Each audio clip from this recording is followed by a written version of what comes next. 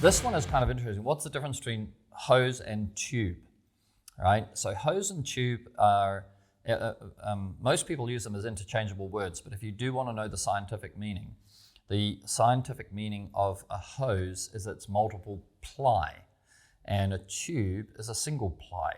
So if you look at high flow tube, we could look at that. Yeah, this is high flow tube, but you can look at that and you can see it's a polyurethane material made one ply. So it's extruded just as a single material. There's no layers and layers. And if you look at, this is our new hose, which we're going to start selling soon. I have it in stock. I was trying to bring it out for Black Friday, but it arrived during Black Friday. Yeah, so this one, you can see there's 3 ply. So there's an inner layer, then there's a braid, which is like a pressure hose, but it's not a pressure hose.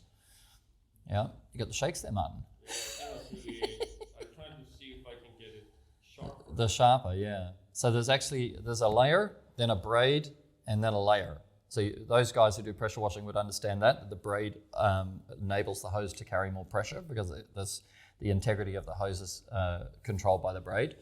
And the wall thickness of these hoses is more, right? So if we can master, when you talk about lie flat, non-kink, some of the materials have to be sort of single ply, but this hose here is a fantastic long run, 150 feet in a roll, and can you see that?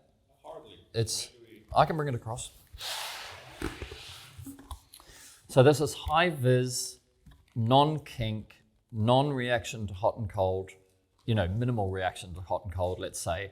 And it's a very, very nice soft hose. And the logic is that this hose will carry twice the volume of high flow at the same pressure.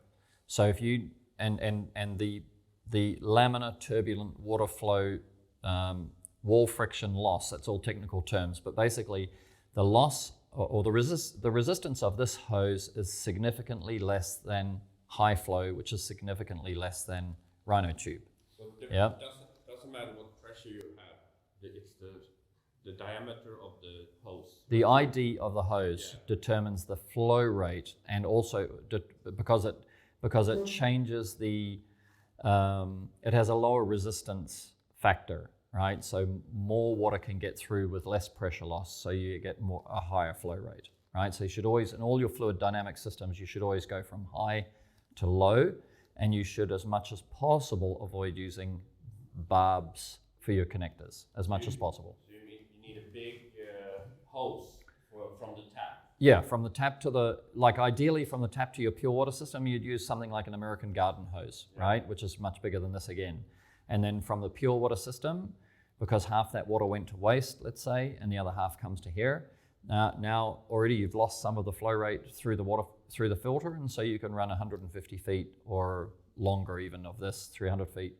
And then this will carry the water to the work zone, and then, ideally 75 feet of high flow going up the pole, but you can have up to 150 feet of high flow. And then after that, you're starting to notice too much flow rate loss as a result of the resistance. That is scientifically part of any hose or tube. There's lots and lots of things that determine it, like how smooth the inside is, whether it turbulates the water and increases the resistance and all that kind of thing. We did a video on that different. Yeah, that's a great video. Yeah. You can find it in the Future Cleaning Store High Flow. Yeah, I think if you look up Future of Cleaning, if you Google or YouTube, Future of Cleaning, and then 5/16 inch, and I think the video is called Why You Need to Get Rid of Your 5/16 inch Tube. But you can find it in the high flow section. Oh, the high flow section of the play. You mean the playlist? Yeah. On the product page. Got it. Product page. So futureofcleaning.com, search product radial high flow tube, and then that video will be sitting there where we really, really demonstrate it. Yeah, we might even add the link somewhere if we can. I'm sure we can. All right. Good to have a coffee again. That's the end of that one. Any questions you have, by the way? Whether the questions are inspired by this or you have another question you think, geez, nobody's ever answered this question, right? You fire that off to us either in the comments on YouTube or in Facebook, if you know us on Facebook. or by messenger or by email. But if you're watching this, you're probably in YouTube, right? So, so just leave a comment below, any question you want, and we'll try and get to it in the next Q&A Friday. And we will also do workshops now. Yes. Yeah, we're back into the workshops now that Black Friday is over. All we have is our VIP High Roller Team, a High Roller Room event on December 007th. Thank you to everyone. We had a great, amazing Black Friday sale. Amazing. We had a highest November ever, highest Black Friday ever by maybe 2.5 times, and then the highest day ever. So it was really kind of exciting for us.